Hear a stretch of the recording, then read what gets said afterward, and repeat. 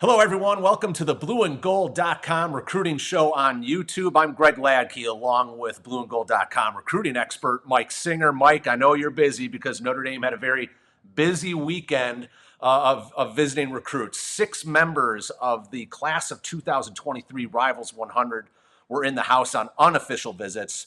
Before we get into some of those guys, I know that really the biggest question on our forums, mainly because Notre Dame hasn't experienced this in a while, was how does a loss impact a kid's perception on their visit of Notre Dame?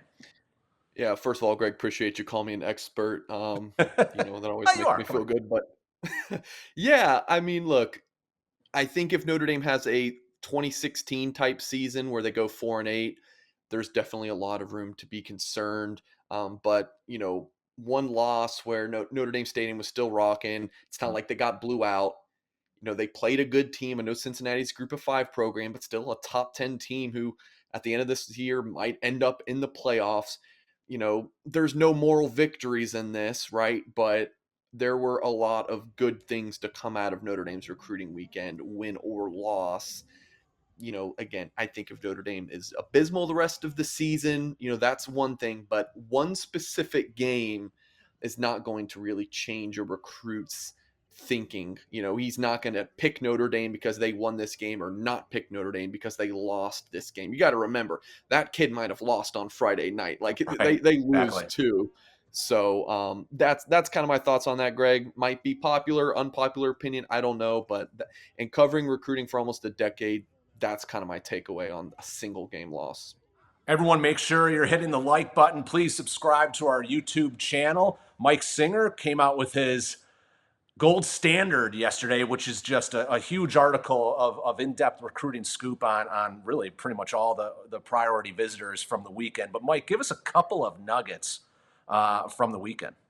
Yeah, I would say two things that you definitely want to look at from this visit weekend is the linebacker position. Notre Dame had, in my opinion, its top 2 linebacker targets on the board. Alex Sonny Styles, the younger brother of Lorenzo Styles Jr., freshman receiver who caught a pass in that loss against Cincinnati. He's the number 6 player in the country, number 1 athlete in the country. Notre Dame recruiting him at the rover position. Had a really good visit. Talked to him and had that story up at blueandgold.com that you can check out. Notre Dame continuing to make good progress in that recruitment. A couple weeks ago, Styles visited Clemson, and also on that visit with him was Drayk Bowen, an in-state linebacker. And Bowen was back on Notre Dame's campus this Saturday. Those two guys have become close friends. They spent a ton of time together on campus. So if you're a Notre Dame fan, I would make the argument that those two guys visiting Clemson together is a good thing because I think that Bowen is leaning Notre Dame. I've had a future cast pick in there for a while. If he commits, all eyes will be on Styles. Bowen's going to recruit him hard. Styles is going to feel even more, a level of comfort with Notre Dame. He's got the brother connection. He's so close with the staff. You got a guy like Bowen committed.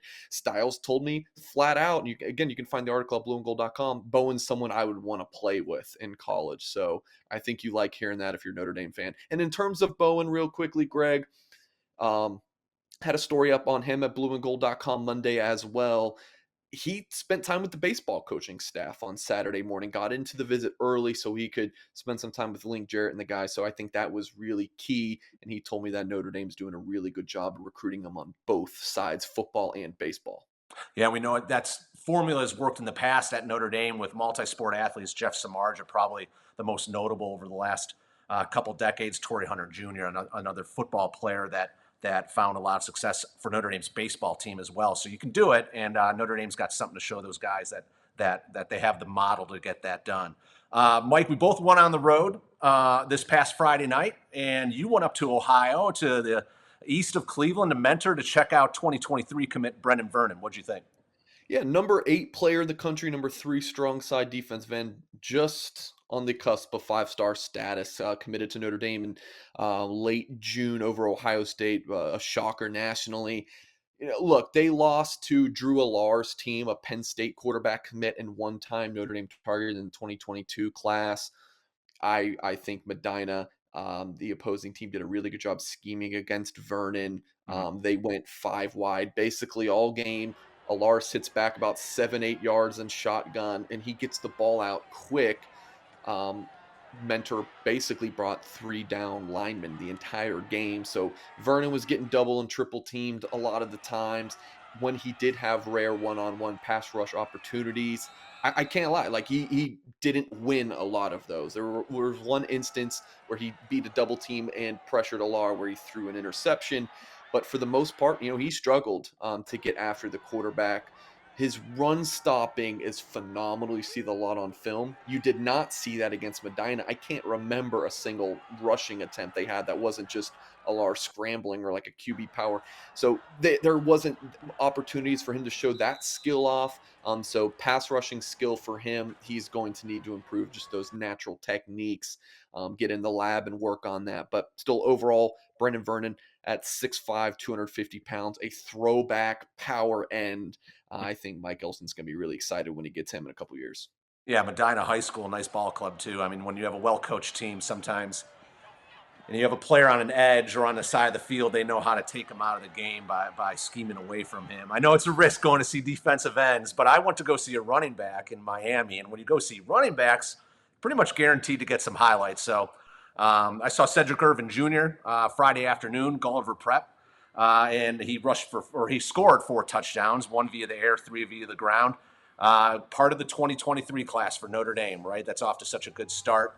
Um, the size speed combination thing, like in terms of freak athlete or whatever you want to call it. I don't think he's that type of player. We talked about on our forum at blueandgold.com that he looks like Darius Walker, a guy that's just a very good field vision, has got pretty kind of some deceptive moves, is difficult to tackle, secures the ball well, catches the ball well out of the backfield. Just a smart football player, super sharp kid on camera too. I mean, he screams Notre Dame in terms of Yeah. when you're interviewing him. So saw him, and then Mike, I know a guy you like a lot on film, Jalen Brown. I got a chance to see him, one of the best speedster wide receivers in the South for the 2023 class. I got a chance to see him a lot. You'll see in the video we're going to show here.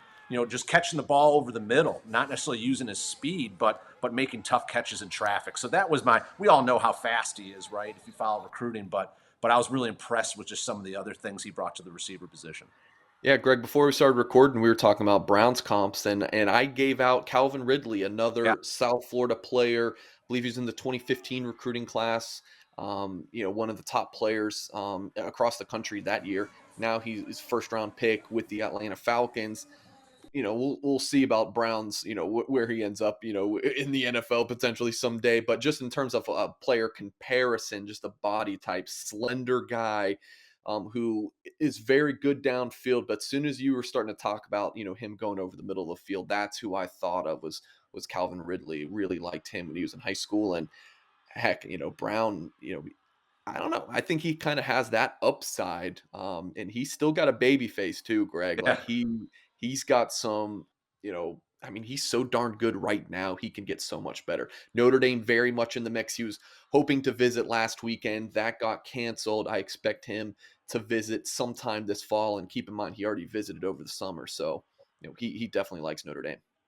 Well, everyone, Mike Singer and myself will stay on the road. We're going to keep checking out Notre Dame recruits nationwide throughout the year. So make sure, you tune into blueandgold.com for all the premium inside scoop. That's where Mike puts most of his stuff. And make sure you hit the like button, subscribe to our YouTube channel. We're going to be coming back here all the time with video of Notre Dame targets. So thank you for tuning in, and we'll see you soon.